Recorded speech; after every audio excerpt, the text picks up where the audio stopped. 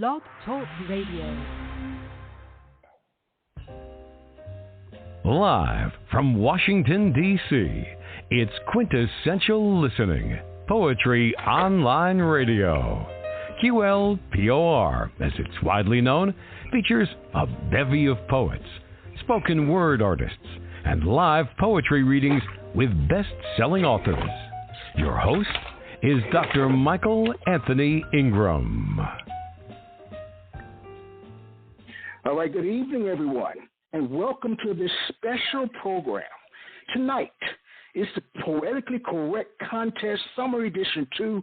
I'm here with the man of the hour, the man who started it all, the one and only Aaron R., the poet. Hello, Aaron. Yes, sir. Yep. Now you know it. Yes. Appreciate you for having me back, man. It's always exciting to be on the show. Yeah, I'm ready for some good times too, man. I'm ready for some good times too. Let's get this journey started, man. All right? I'd like to hear from She's So Cold. Hold on, She's So Cold. I'm going to get you set up. Okay. Mm-hmm.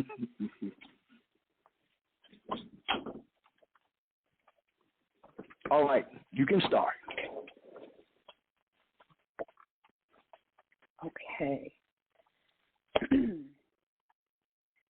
No woman, no cry. No woman, no cry. Yeah, little darling, don't shed no tears. No woman, no cry. I cry for you. This world can be unforgiving sometimes, so I kept you close, always within arm's reach, because in my eyes, you were my most delicate creation. I knew life wouldn't always be fair for you. It wouldn't always care for you, so I wrapped you in my love, tight, restricted. I knew that day would come when you would no longer want my protection. I knew I would have to release you into the wild and believe within myself I did right by you. Remind you that the lions and tigers and bears are out there, but mama will always be here for you to run to. Pray that the concrete jungle will show you mercy. Pray that I planted victorious seeds of integrity within your soil, that from your loins a legacy of greatness will bloom and prove that your apple fell far from your father's tree. That from your very existence the world will forever be a better place. I have to believe. Even when your words cut deep. Slice through my core with stories that sound like lies to me, but who am I to tell you not to believe what you perceive? You treat me like the enemy. Pull away when I go to touch your face. I just want to love you. Flashback. You wrapping your 9-year-old arms around my fleshy belly, digging your face into my love handle, screaming at the top of your lungs, thank you, mommy. This was the best birthday ever. And back to reality. I don't want to live with you anymore. I'm unhappy here, and I swear, it feels like you cursed at me, called me the worst person to ever live, and I start to dig deep into my mental Rolodex to find the memory. Did I miss it?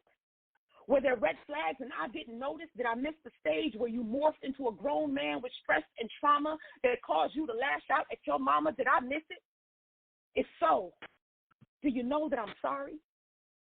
Do you know that I didn't mean to make you feel whatever you feel that has you disconnected from me? Do you know that I'm learning how to parent you too?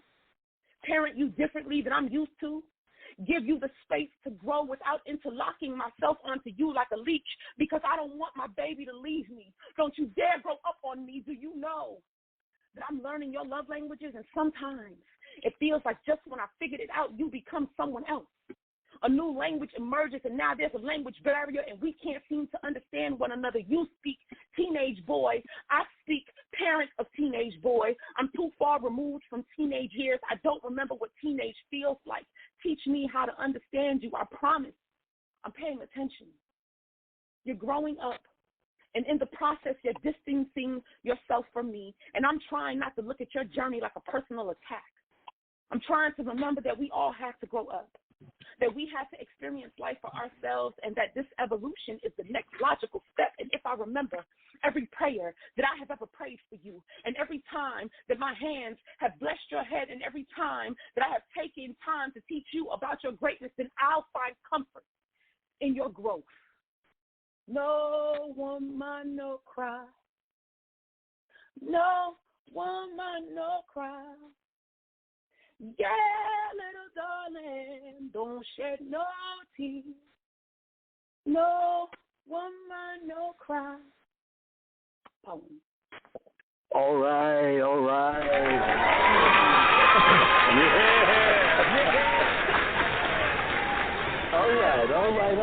Thank you. Aaron? Thank you. That's how you. That's an applause right there. All right, Aaron, you're on, my friend. Applause. Yeah, I told my you. Goodness gracious. Yeah. You know, I've said it. She's so cold. Like, I think I said this when you did the poem that we had for the contest day, but like all of your poems are just so passionate. Like, I guess talk to us some about, you know, like I definitely feel like everything you say, it's like I feel like I'm there and can definitely relate. You just kind of give off that type of energy. So I guess, have you always had that in your performances, or where does that type come from? Absolutely not. That came from lifing. So I started doing poetry. I started performing poetry in college years ago.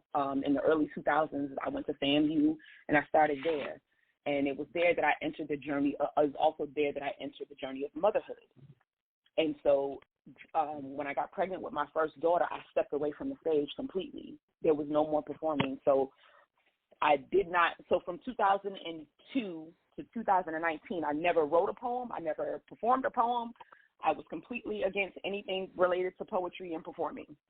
And then wait, did you say 2002 to 2019? Yeah. 17 years. 17 years I did not touch a stage. I did not complete a poem. I did not go to poetry shows. I was completely against poetry and everything associated. It was an old life to me. And so I left because I walked away from poetry on bad terms. And so I never looked at the stage again. I was a child. I was, 20 years old when I walked away, or 19 when I walked away. And so I wasn't realistic about life not looking the same after I got pregnant. So, shame and embarrassment caused me to walk away at 19. And then looking at the shame and embarrassment 17 years later is when I was able to step back on the stage. I did a personal development course, and they sparked something within me. And as one of our challenges, we had to do something that was highly unlikely for us. And so I decided to step on the stage. And from there, the writing really comes from mothering. It comes from all the 17 years of experience. That's where it comes from. I'm a passionate person anyway, but the one thing that I am most passionate about is my kids and the journey of motherhood. And so a lot of my poetry comes from the gut of mothering, the gut of fear, the gut of anxiety, the gut of not feeling appreciated by the same people you spent the last 15 years of your life protecting. You understand what I mean? So that's where the passion comes from. All right. I'd like to ask a question, and this is a question I'm going to ask all of you. She's so cold. What is poetry? What is poetry? Poetry is Talk to me from your heart. Talk to me from your heart. From my heart. Poetry is the rhythm of which I move. Everything in my life at this moment, at this time, is poetry. The shows that I do, the poems that I write, being consistent in my artistry, that's what's taken over right now. And I'm excited about it, because for a long time there was nothing. I had work and I had children, and that was it. That was it. And so once poetry came back into my life, performing, it has taken over. And I'm very, very appreciative of it. I get to be a different person. You know what I mean? Yes. Well, thank you. Thank you. All right. All right. Now, I love it, our next poet is Conscience 101. I'd like to bring him on. All right, Conscience. We're ready for you, man. There we go. Here we go. You're on the air. How y'all doing out there tonight? Doing well, man. I said, how y'all doing out there tonight? All right. Cool. If you down to hear some dope poetry tonight, let me hear you say, "Show you right." Show you right. Show you right. Show you right. Well, all right. For those of you that don't know, what you're witnessing is what I like to call a sky or high learning. Never mind. I'd like to welcome y'all to Con Science 101. I'm your host, Contents. Just say con if it makes sense. Yeah, it makes sense. Well, I'm here to raise your contents level, so shoot, we gonna get into this form, all right? All right. All right. All right. Show you right.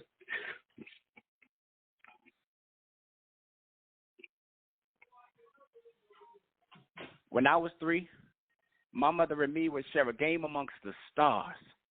She'd hold me in her arms with love in each palm, and she'd tell me I was her little angel. She'd give my third eye a kiss and propel me into her dreams for in all my years. My mother dear would propel me into her dreams, her sun amongst the stars descending every once in a blue moon. Tidal waves would cross against our face when thoughts of being so close to success came and fell short. In that moment, I developed a phobia, the fear of heights. The fact being that I indeed was afraid to fail, paralyzed by the images my mind would conceive. I could never prevail. Stagnated and cemented by the need for control. See, the fear of heights is the fear of letting go.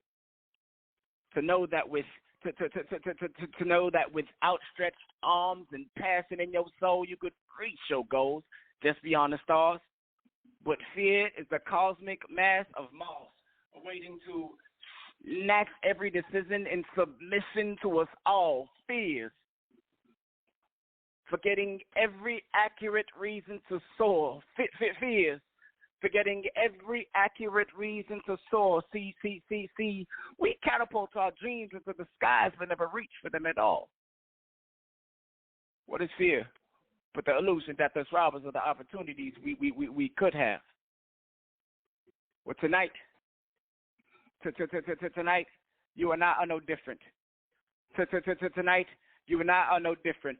Captured caterpillars caught cocooning in the conformed cubbies of our minds. But you see, I still think that you and I are fly.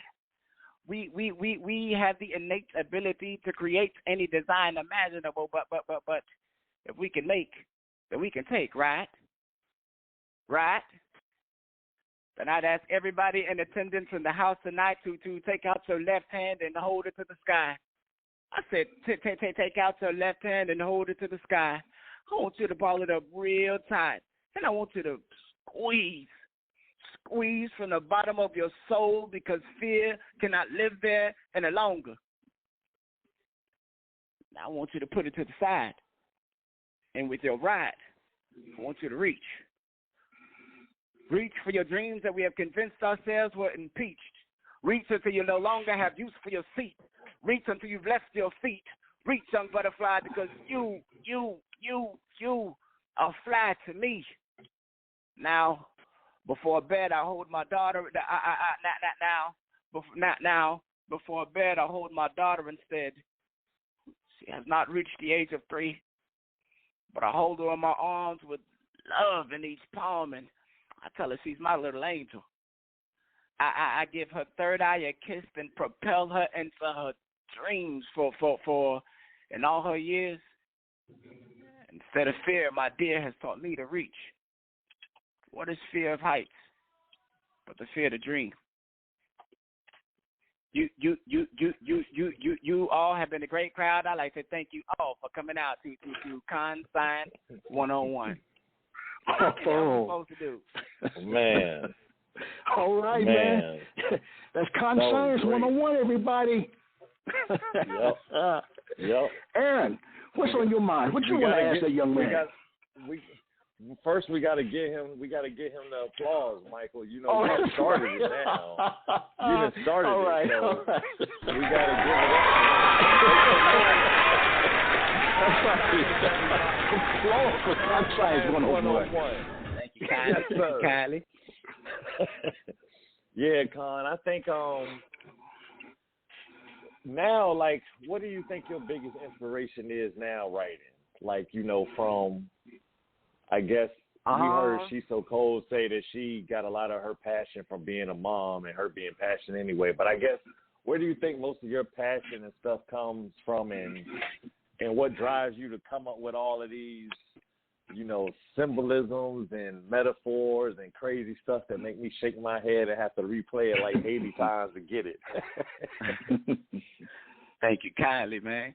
Honestly, like Code, I am a parent, so that definitely drives me to where you can't really afford to not go as hard as you can. You can't really afford to, you know, not give it 110%, because if then you're cheating yourself, then you're cheating your kid. You know, you cheat your kid, that's less bread on the table for them.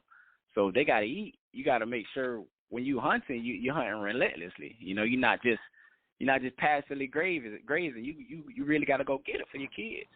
So to me, writing is how I show my hunger. You know, writing, whether it's battle rap, it's a song. I charge people to annihilate them on their own songs, because that's just, I have to feed my kids. I have to. So that's what I do. Whether it's any form of writing, my kids drive my writing, my pen. Whether it's poetry or what, my pen, my kid is the reason why I do it. So after that is just personal hunger. I've always wanted to. I never want to just do something. I always want to be great at it. You know.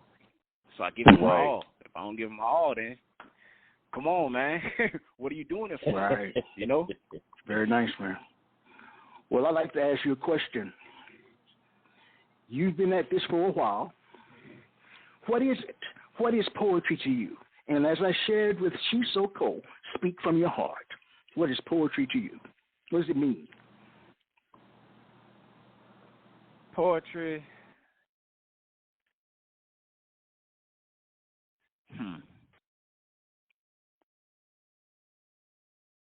Poetry is expression. All right. Any form of passion that is literature, and not just literature as in with words, but can be articulated. That's literature as well. Art is poetry. If you're expressing yourself in any form, whether poetry, you could do poetry on the guitar.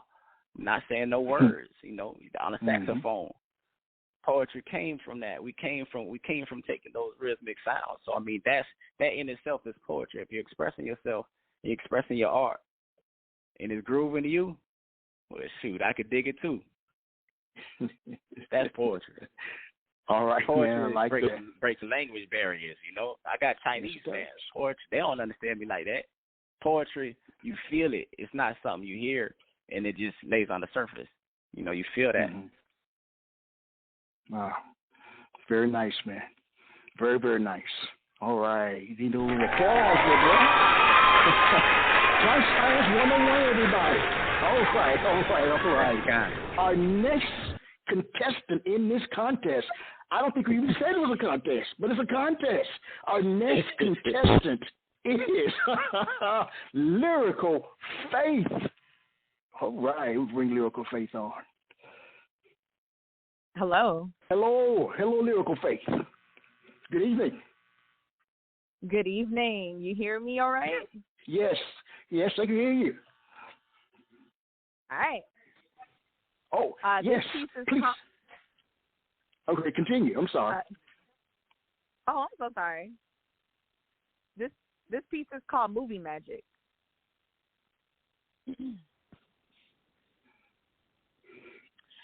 So, Warner Brothers produced The Joker, and it becomes the first R-rated film of all time, billion in revenue. Transformers was set in Detroit. Red Dragon was filmed in Baltimore. The Silence of the Lambs was in Memphis, Tennessee, and Frankenstein came alive in New Orleans near the same field as 12 Years a Slave. These places all happen to be the most populous black cities in America. The Joker was filmed in Newark, Jersey City, and the Bronx, New York. I am from the Bronx, born, raised, and it might sound like, why am I so serious? But when tourists came to take pictures by the staircase, no one was laughing. I cannot enjoy a feature film without thinking of the unpaid extras posted on the block, how multi-billion-dollar productions are shot in the hood for dramatic effect, setting up the horror as if we don't already know scared, like the black of our hands. I have seen chalk outline on sidewalk cleaned up in enough time for tour buses to pull up. Because street signs in the ghetto make for such great action, like Compton, like Brooklyn, like nobody went to sightsee in the hood before it became Hollywood. Can't you see the stars in the ground? The ones that went to heaven before mama could say we made it, before the camera panned right down the graveyard to catch our good side. Tell me how many box offices will catch a tax break for the dreams that went to go die on Martin Luther King Boulevard? Which scene can my family survive in when our poverty is just so profitable, when the cameras stop rolling and remnants of your lens is still on every barbed wire fence? Movie magic. It's not how abandoned the buildings look, but rather just how well they edit out the residents. And somewhere there are viewers visiting the finished trauma on portraits, posing in places they do not have to be a part of, thinking it'll turn out okay because isn't gentrification just color correction anyway? And that's that piece. Wow. That's wonderful. Wow, the way you phrased that. Wow, I like that. I really did. Aaron. You know Lyrical Faith, how did you get into, I know we talked about in the contest, right? Like you have your PhD already, or are you currly a doctoral student? I wish. Speak that into existence, my brother. Thank you. Yeah, see, I already did. Thank you. I just finished year one. I'm currently about to go into year two. And it'll take, on average, folks finish my program in about 5 years. All right, cool. So, yeah, you're going to get there. So my question is, how, like, do you think and you can tell people what you're studying and things of that nature, but do you think that drives your poetry or vice versa? Or, like, how are they kind of connected, or are they in any way? Oh, 100%. My research focus, as I was mentioning earlier, my program is social justice education, and my research focus is studying the intersections of arts and activism through the lens of spoken word poetry. So I've been a poet since the age of 12, and I've always been very invested in education and activism-driven values. And so essentially throughout the course of my educational journey and adult life, I wanted to figure out a way to combine all of those ideas, feelings, thoughts, narratives. And when I was, when I had the opportunity to apply to this program, I figured this was the opportunity to be able to do that. So it's essentially it's a culmination of my passions all in one, right? So it's my educational It's bringing my educational focus into purview. It's bringing my my wants and my need to change the community and the society in a positive way and to make an impact. And it's to also do that through the arts and to do that through poetry, with poetry being the transformative tool that it is. Wow. So no, so that's great. They're all working together to drive each other forward in the things that I'm researching and the work that I'm continuing to do as a performance artist and as an educator. Oh, very nice. Well, it's wonderful. I commend you. Sometimes spoken word poetry is viewed as an unsung hero. Sometimes people view it as being on the back burner, but it's on the front burner. And what I want to know from you, Lyrical Faith, you talked about it. What is it? What is poetry? Whew. Poetry is honestly everything. It's like breathing. It's like the thing that I feel I need to survive, right? I really do feel like poetry has changed my life and has also saved my life in various ways. And I know that it has changed and saved the lives of other people, right? And that's why I'm doing this work, because I know poetry has that impact and very undervalued at the same time, right? For the impact that it is able to create. And that it has created in many communities throughout time, throughout history, all the way back to the foundations of this country up until present day, right? And so I know that it will continue to impact the future. But for me, I started writing because I am the youngest child of 6. I grew up in a neighborhood in the Bronx, New York. I felt as though I went around to a lot of different schools when I was younger. I went to 3 different elementary schools. Before I was able to find my voice, I felt silenced a lot. I felt like I was kind of lost in the sauce. I felt like I wasn't listened to in my family or just, anywhere else. I didn't have, like, my niche. I kind of was just somebody who stayed to myself and had to bottle up a lot of anger and a lot of issues and didn't know how to express that in poetry. When I found poetry, it became my channel to process those emotions and to process that pain and to process those feelings and those thoughts and ideas in a creative way and in a way that saved me from being able to do something to do something harmful to myself or anything like that. So I feel like for me, poetry is everything is survival. Wow. Poetry is life. Wow. Thank you so much. All right. Beautiful. Thank you. All right. Our next contestant, good people, is Juliet Marie Taylor. All right. Juliet, are you there? I am with you. I'm with you all the way from Israel at 3 a.m. She's in Israel, everybody. This is international. We don't play. Aaron don't play. All right. That's right. Thank you for staying up, Juliet. Thank you. Yeah, it's my pleasure. I'm really excited to be on the show and to share this platform with so many talented artists and fellow poets.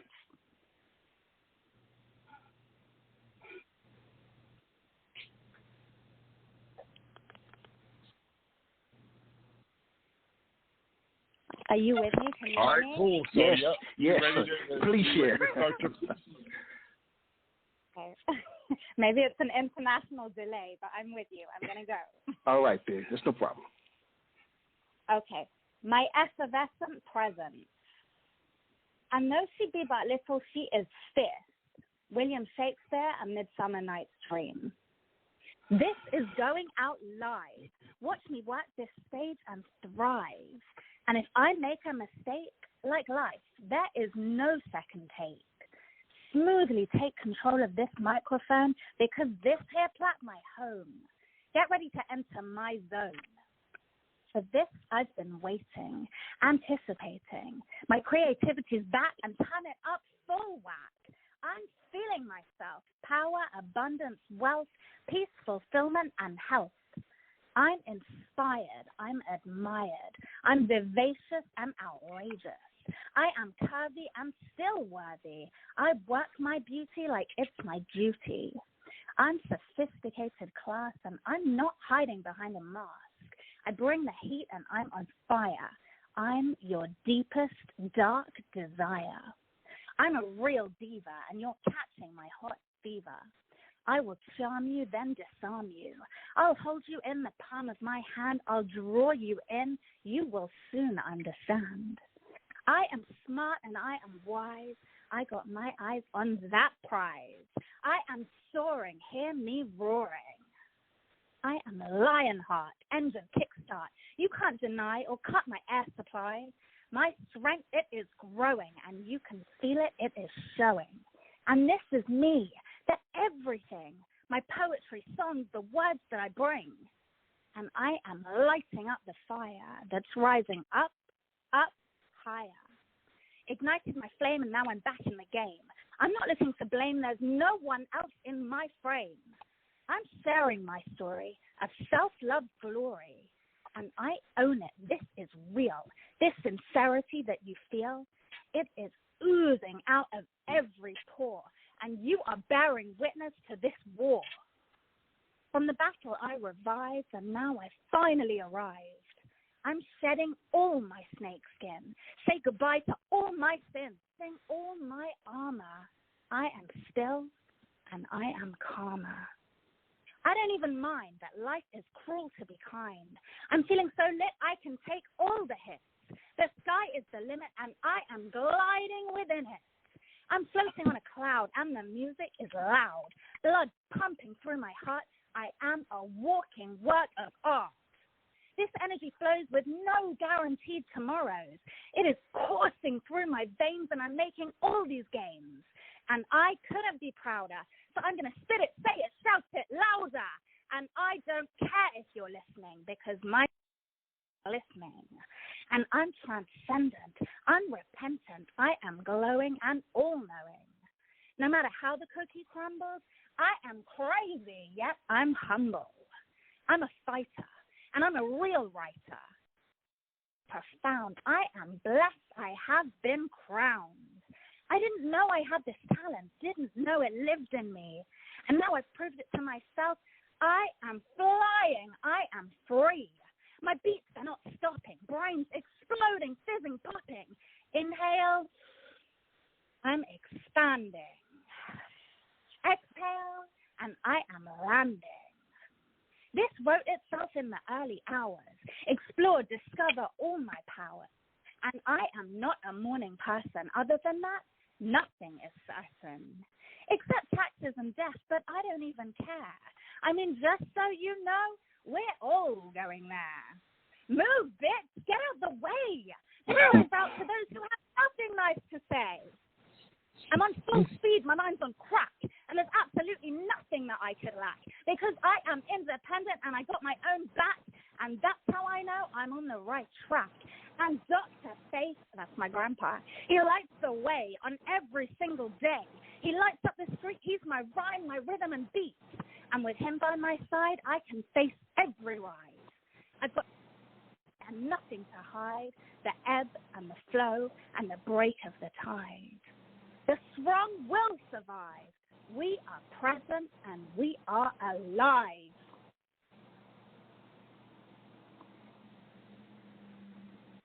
All right. Wow. Oh, Wow. all the way from Israel, good people. Yeah. Wow, wonderful. All right. Aaron. Man, well, first, I just got to say that I'm so glad that we did the contest first, because this applause is putting me to shame. Y'all out there, super loud versus when we first did it. But Juliet, I think this is wonderful. And have you always written about so much like equal rights and passion and things like that. Yeah. The last poet, when she was speaking, it also really spoke to me because I am writing about the human experience, and I just finished my master's in education and advocacy and leadership. And I just, poetry for me is an outlet to just talk about, like, really every aspect and facet of the human experience and life, love, and everything in between. And it just crosses lines. It crosses every single line. And it's just such an incredible way to free yourself from the thoughts in your mind and the things that you might not be able to say on a day-to-day basis, but you can just get them out when it comes to poetry and rhyming and free flow and that energy. Mm-hmm. Yeah, wow. That's great. Right, that's beautiful. It sounds like you've already answered my question in terms of what is poetry, but what I'd like you to do is to dig a little deeper. Tell me more about poetry from your heart. What does it do for you? Okay, so poetry is my heart speaking to your heart. And I did start to say it, but it's my heart speaking to your heart. It's my soul speaking to your soul and connecting with you. And we are talking across oceans, across skies, and it crosses boundaries. Crosses cultures, it crosses gender, it crosses race, it just crosses every single line that there is, and it allows us to connect with each other and see each other for who we are and see the other person's being, the light that lives inside of all of us. And I think sometimes we get stuck on our differences, and we are different, but we also, as humans, like I said, the human experience, we share so much of the struggle, so much of the ups and downs that we all go through, living here. You live through crazy times. You live through war. You live through uncertainty. And I just think we all need an outlet, whether it's that, you're a parent and that outlet is the love for your kids, or you're like me and I'm a single independent woman and my words come from my fire and my independence. And yet we can just connect with each other on this artist, human, passionate, expressive level through the power of words mixed with rhythm and aesthetics and this whole tapestry of language and soul and beats. Wow. It's musical. Yeah. Wow. Very nice. Juliet. Wonderful. Thank you. The last contestant for the night is Free K. Bring Free K on. Hello, Free K. Hello. Hey, what's going Welcome on? to the program. Y'all hear me all right? Michael, yes. We got to add the dot in there. We got to add the dot Free in dot there. K. Free dot K. Yeah. All right. Thank you. Free knowledge. I'm right. Hard about it. All right. So, I guess we're going to just go ahead and applaud her and let her go on and do her thing? Yes. What I'd like her to do is to do her thing, and then we'll applaud at the end. All right. Yep, let's get it. All righty. Y'all can hear me okay? Yes. Yep. Okay. I'm just going to be sure. History lesson. 2000 BC, in the crumbles and bricks, the books of Gilgamesh brings surface a new writing style. Then boom, the birth of verbal aphrodisiac poetry, history longer than Odyssey books, leaving crooks with crooked necks, a style that you can never interrupt. Haiku or hexameter, they see us, more cunning than Odysseus, a sacred art. I gotta keep it protected like Trojan. My horse come down with force, no wood. A wood is what you looking for, where you got it. Keep acting froggy. Go ahead and jump back to your lily pad. They gonna tell stories about how I killed these posers. Liliad. I got essays running longer than a hectare. My words was the bullets and my pen was the vector. My ballpoint is gonna cut you at your weak point. Achilles goes backfire. But for the Badus and Kendrick Lamars, we have the Angelos. You could never dream of trying it. I'ma fly in like a comet and hit you with 13th century flow, patrician sonnet son. I say that because you looking like my boy. Taking a beat from your song is like taking away your toy, wanting to trace my space when you barely know how to color in the lines. I should put you down for a nap the way you whine on the track TUVBS. Man, you know, that really sounded a hot mess. The way you move on stage, I thought you had Tourette's, about to pull out a white bed and put you down for a stretch, lay down. Don't let me put Thomas and his friends on you. That's a variety pack. I'm going to have you running back on your railroad track, Harriet Tubman. Your mama never told you not to touch the stove. My steam is too strong. The steam is too hot for Tubbs' hands. You calling that rap? You about to get wrapped in my lyrical saran wrap. See, I am a schematic of compact bars, stanzas, and similes, the original birth of expressions, the original rhythm and rhyme, the original rhythm and poverty, the original rhythm and pain. I came to repress all poses. I refuse to let a commoner speak on a deity's name. Do you not remember where you come from? How dare you use the work of your predecessors in vain? You dumbed down a blueprint to try to get a quick dime. I tried to put the hammer in your hand. You decided to beat your head in, plastered up some drywall like crooked teeth. Your roof has caved in. You thinking it's sweet. I'm about to get real bitter with the glitter. You going to take my flow for simp and watch it sink your ship. Hey, yo, I get Will Gwendolyn with the books. Hey, yo, schoolboy, I guess you didn't read this in the books. I got the hues that'll have you swerving out of your lane, son. You know, Langston, like Hughes. Like Phyllis Wheatley, you going to feel this heat leave. I said, like Phyllis Wheatley, you going to feel this heat leave. I am poetic. I'm purposely organizing emotions to ignite change. I said I'm poetic. I'm purposely organizing emotions to ignite change. This ain't a hobby for me. I'm dedicated. You allow oversaturated rhymes to go out for a vacation. You want to find you a Nikki and put her in some Givenchy. I'm trying to build my own mouth from now on. Just call me Free Giovanni. It seems like nowadays, y'all rappers speak the farcical. You're going to try to catch my wave. I'm going to have you stretched out like proton particles. You want it to fit into the category so fast. You feel left out like the brown chip in the Chex Mix bag. The apple ain't far too far from the tree, but somebody forgot to tell you that you rotten, son. Tried to genetically alter these seeds, but nobody ever told you that you can't beat an original, son. I came here to show you that, poet.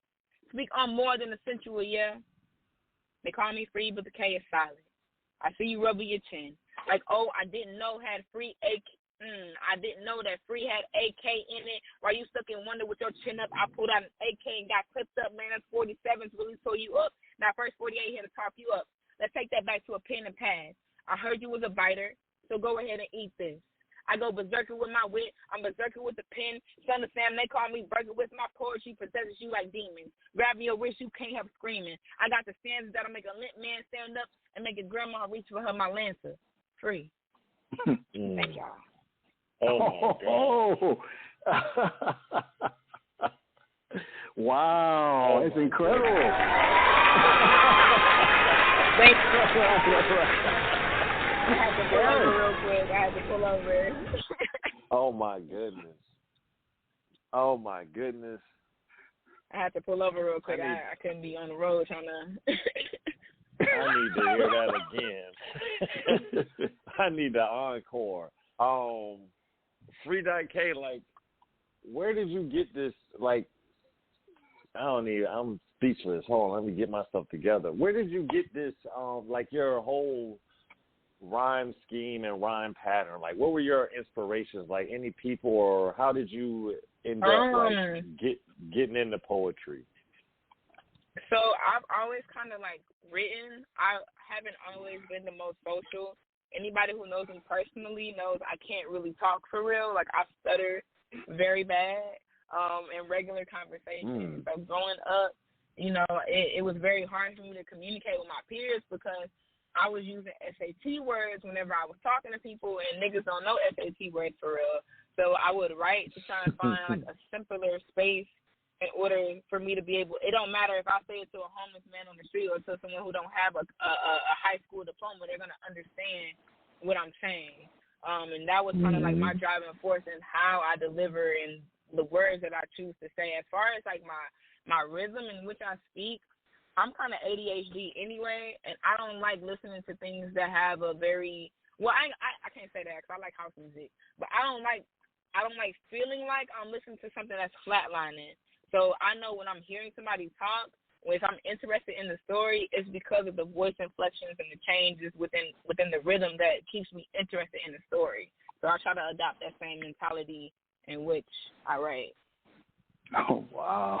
Oh. Well, you write incredibly well. Incredibly well. So, thank you. I appreciate it. All right. So what Houston, is it? All the way in Houston. Yeah. What is it? Poetry? What is poetry? Yes, ma'am. I feel like poetry is a form of communication. I feel like it's one of the last real ways that people have to be raw and authentic. I feel like it's one of the last arts that hasn't been like gentrified by the forefront of what people expect poetry to be. I feel like you can definitely go through history and determine like what the state of the world was based off of people's writings and teachings. So ultimately, poetry is a way of life. It's another segment or another manner in which to teach someone in a short amount of time, and it's also an internal expression of dialogue between person and the real world. Wow. Beautiful. Yeah. Mm-hmm. Beautiful. All right. Thank you. We'll be right back, everybody.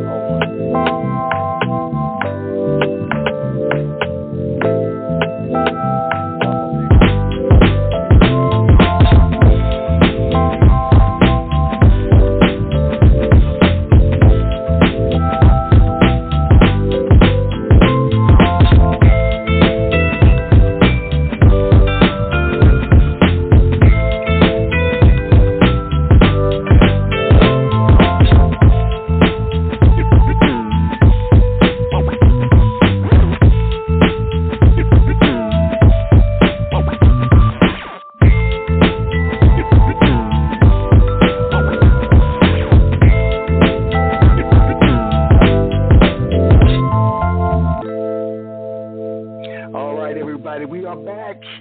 Hopefully you're enjoying this fantastic array of talents. I'm here with Aaron R. the Poet, and what we're going to do, good people, is go around and listen to each poet one more time. We're going to start with She's So Cold. Hold on one second. I got to get my juice, too. I got to go get some juice. Some Here we ice go. in it. She's So Cold.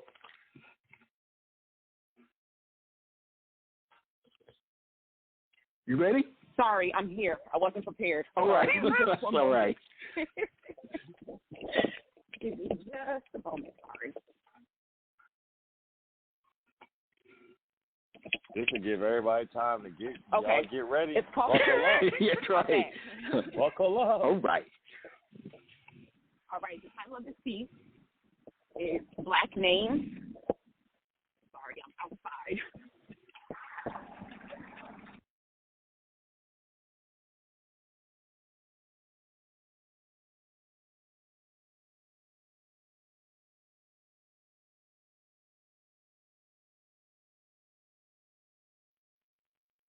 Hello? Hope we didn't lose her.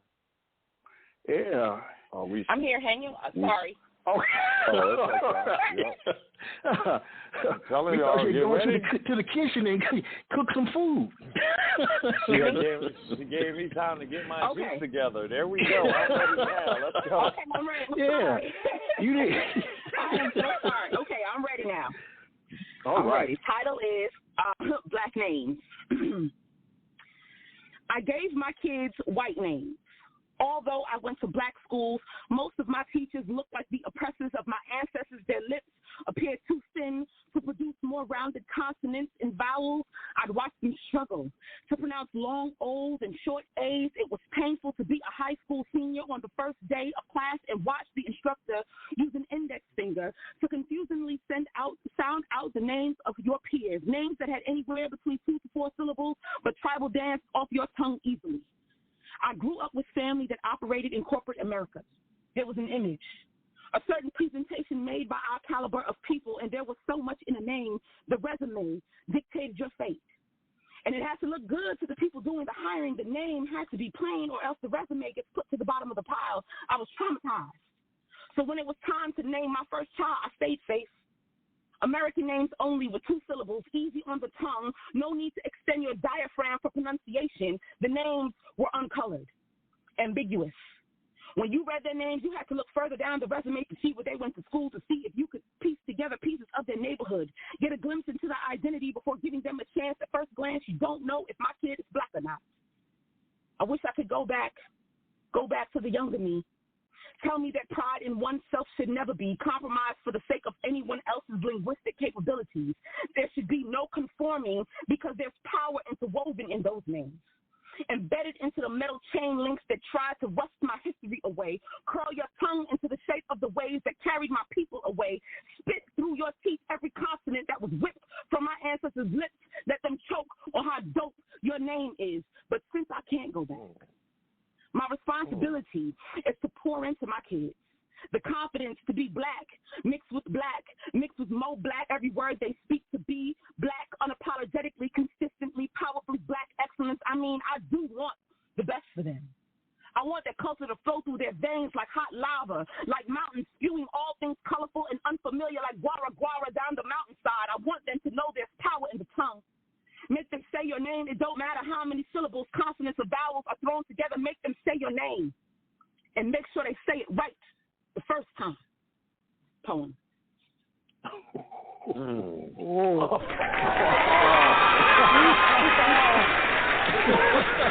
Thank you so much. That was beautiful. Thank you. She's so cold, everybody. Now? Thank you so much. All right. Conscience 101. You're on there.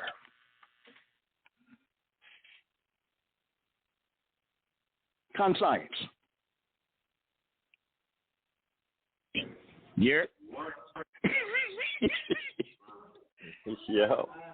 All right. We ready for another one. Oh, okay. Give me one moment. I like it. Everybody giving us time to get settled.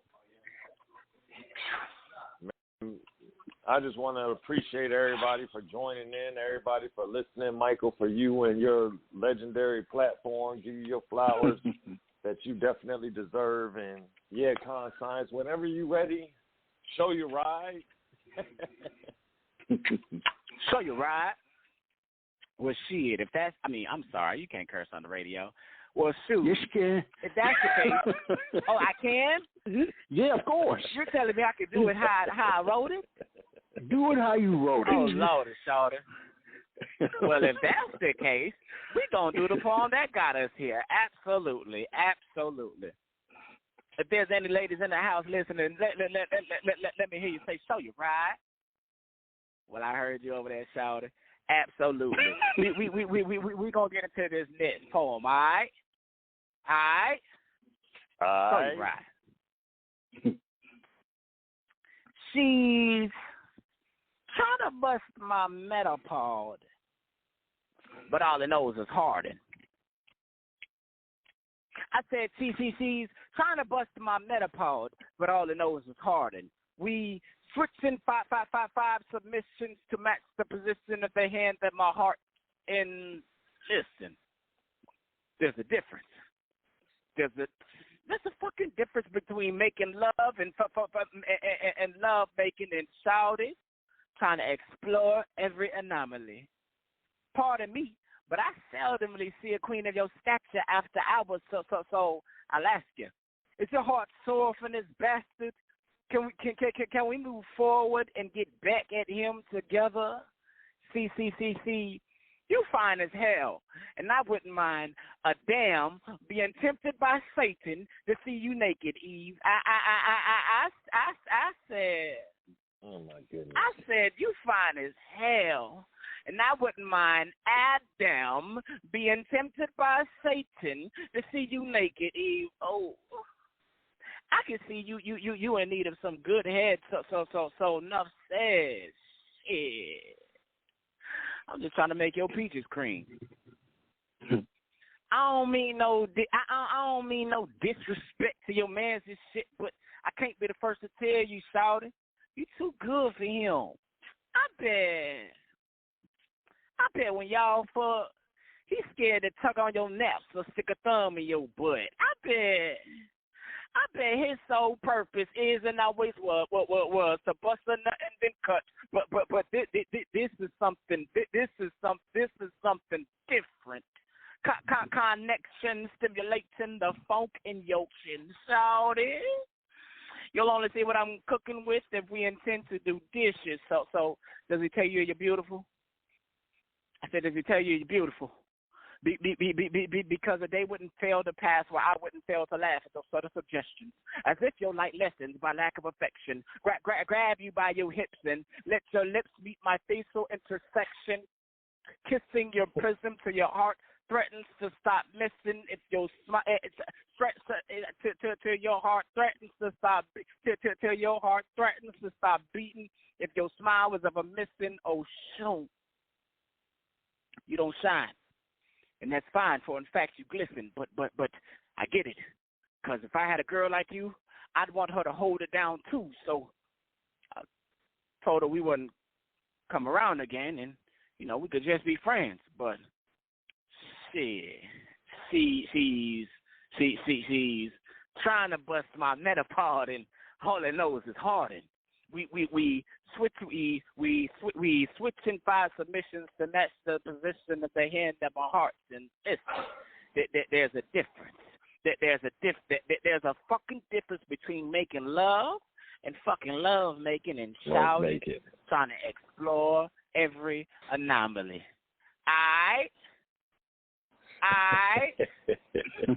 So you right.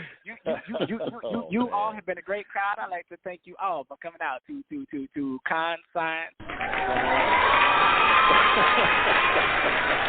Con-Science 101, everybody. Thank you so much. The next person is Lyrical Faith. All right, Lyrical Faith.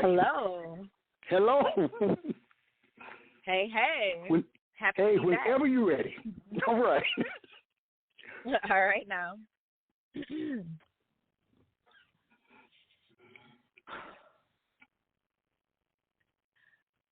Black boy, black casket, black funeral, black after party, black as shit music, black trap, black R&B, black hip-hop, black hopscotch, black sidewalk, white chalk outline, black media outlets, World Star, hip-hop, The Shade Room, black entertainment television, black Twitter, black iPhone, black emojis, black fist means power to the black people. We learned that from the Black Panther Party circa 1966. To be black and resist is to have a black death wish. Big black sky holds light, bright stars. Wouldn't be the first time a black thing was the foundation for white shining. Black and white television, black and white photographs, blackness be the absence of all light. But yet we woke up like this. Black lips, black nose, black hair, black cheekbones, black girl wrapped tight in her black skin, praying she don't give birth to black children who know what it feels like to be still in black holes, 6 deep beneath our feet, getting eaten by black leech, getting eaten like mama called you and all your black cousins to the kitchen to come get you a black feast. Black child grows up whole despite being shot at all along by a black piece. Black woman was being shot at all along by white police until they called it suicide. Call it attack violence, but yet we've heard not one distraction here except white noise, while black bullets locked and loaded somewhere be a mass murderer's white toys. So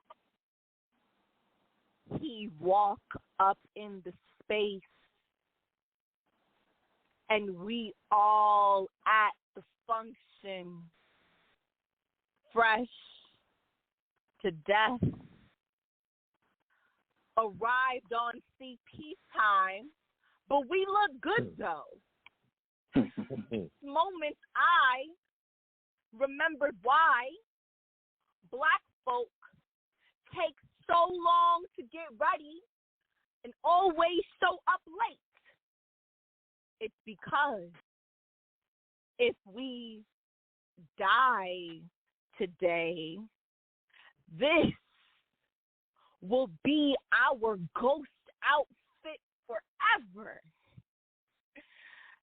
So you gonna wait poem. Wow. Wow.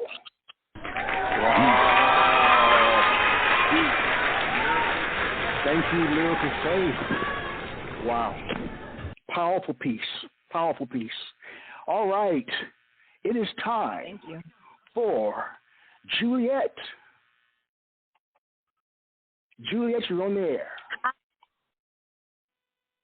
Hello. Hello. Hi. This one, I'm gonna do this one. I wrote this yesterday because I'm a boss and I'm a woman. And sometimes it's hard to be a boss and sometimes it's hard to be a woman. All right. So, it's a little one. It's a short one. You don't like my tone? I'm not playing within your comfort zone. Being at the top can make you feel alone. You don't like my attitude and you think I'm being rude? If I was a man, you'd be my number one fan, so I am taking a stand. And I will not apologize or let you cut me down to size. You will not get a rise. Because this is my profession, and I do not make false concessions. I'm not afraid to rock the boat. Don't package it pretty or sugarcoat. And I will tell you straight with no debate. The message clear. Don't waste my time with tears and fears. So pay attention. No room for dissension. Try and stage a coup. I already see you. I'm 10 steps ahead and you made your bed. You haven't even mastered it and I'm already past it. Can you step up to the plate? I don't play games and I don't placate. But I've got your back and I'm keeping this thing on track. This is justice and you can trust this. Short and sweet. Wow. All right. All right. Here we go. Yeah. Juliet. The crowd was so stunned that they were not even ready. All right. Okay. Free. Free.K. You're on the air. All right. Can you hear me all right? Yes. All righty. Does everyone understand the process of breathing? Taking in O2, expanding the chest cavities, and contracting the carbon that's been diluted through your body's natural filter. On a count of 3, let's inhale together. 1, 2, inhale. They tell me to breathe right into this poem. Make it come alive, put everything inside my body onto the page. Don't be afraid to be honest. And honestly, I'm not sure what that means. Make it come alive when I can barely process the constant battle of circling the air around my chest until it's polluted itself. So now I'm known as a shit talker, voice boxed into categories. This type of oxygen be fire bending, burning the idea of conversation norms that turn into smoke screens. How am I supposed to breathe when the air in the room is not made for me? But baby, I inadvertently made myself an outcast. Breathing has always been difficult. Exhale. I remember when I had an asthma attack for the first time. My body fought me. It threw its dukes up and said that we need a break from breathing. My lungs dropped to my hips. I lost my sight. My knees buckled that day, and let's just say I haven't really stood upright since until I made poetry my lungs. But now, my lungs are collapsing. I don't know CPR. I can't predict reaction. Inhale. How do I make this poem come alive for you when you're already dead inside? Nor are you looking to get back in touch with who you are. Rather breathe in smog than take in the truth dead in front of you, all around you. Exhale. Say this poem should be. I don't like heavy breathing. I get faint. I feel winded. My pipes seem rusty. These hard ropes remind me of that time that I almost drowned in Somerville Lake. How do I make this poem breathe when I'm down on bended knee? My back is cracked, esophagus pressed to the back. I said, how do I make this poem breathe when I'm down on bended knee? My back is cracked, esophagus pressed to the back. I'm gasping for your understanding. I'm gasping through the parallel vertical L's of my larynx. I'm gasping for air. Inhale. Everybody wants to talk about bringing life, but never check to see if the oxygen levels are right. What if I want to breathe death into my home? Let every poem mean the funeral of a broken habit. Bury the old feeling of pressure on my chest. Pull away from the shock. Fade defibrillator and let my heart fade out like that one song until finally, I'll be able to exhale peacefully. On the count of 3. 1, 2, 3. Exhale. Wow. Oh. You did it again. When we come back, Aaron or the poet will announce the winner of the contest.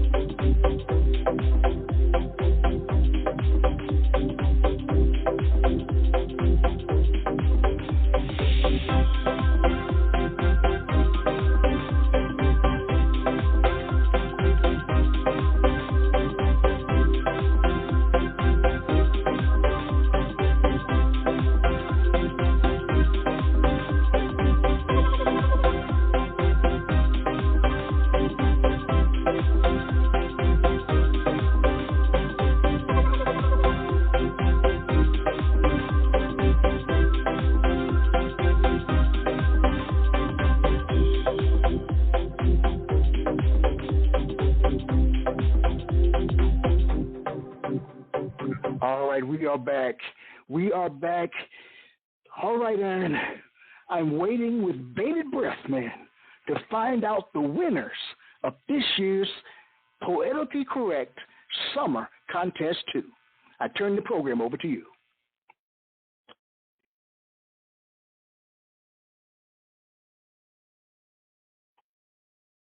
Aaron?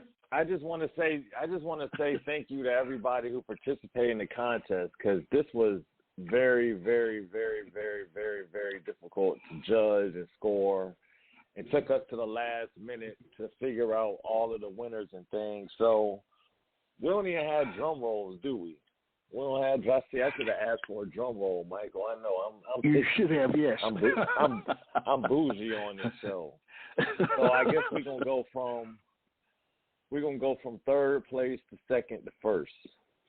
All right. So actually, there was a tie for third place, which is crazy because, again, everybody was so great. It was so difficult. So it just sucks that the judges had to pick only 3 people. Well, I guess in this case it was 4. So the third place tie, and I guess after this, Michael, we're going to get a round of applause, was worth $50. Con Science 101 and Free.K. All right, congratulations. All right, wonderful, man. Wonderful. Hey, Aaron, before you continue, who are the judges? Oh, I'm glad you asked that. The judges were also the very host of this legendary podcast, Dr. Michael Anthony Ingram. Also, we had Delyn Lee, who is a poet herself and author. And then we have my man Brian Donnell, who is also doing his own thing. Brian Donnell James, he's a poet. He's also the winner of the World Food Day poetry competition, and he's also an author himself. So those 3 were the judges, including myself. So thank you to the judges for all of your hard work and dedication to this contest. All right. So second place, the $150 winner, who unfortunately could not join us tonight due to some of the time constraints. She's somebody else who's overseas now, but that was Yvette G. Santana, the second place winner for $150. Wow. All right. Let me give her some applause, man. Yvette Santana, all right. Oh, man. You know, I should have had somebody else announce the winners, because I feel like this is the hardest. This is the hard job, right? I got to be the one to let people down. But first place prize is going to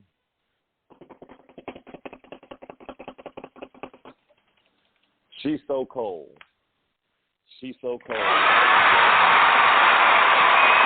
She's So Cold. Won the contest. All right. Yeah. She's So Cold. Yeah, y'all are too kind. Thank y'all. All right. Again, She's So Cold. It was a tough contest. Everybody was great. She's So Cold? It was really That's why y'all check her performances out. If you missed any of the performances, youtube.com/Aaron R. the Poet. But again, I just can't emphasize enough how awesome everybody was. It was tough. I look forward to all of you finalists. I'm going to have to invite y'all back for free to join in the next one because it's getting more and more competitive out here, but the work is great. The artists and the poets, y'all are all terrific and wonderful. And I'll share this. I'd like to invite all of you to be guests on my show individually. I'll be in touch, but I'd like you to be a guest on my show. All right. She's So Cold. Are you there? Let's give her another round of applause.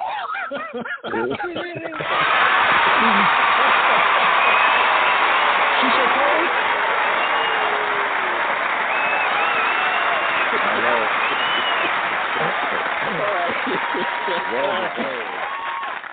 Aaron, should we end? Yeah, I guess so. I don't know what else we can do, but there'll be true. more content.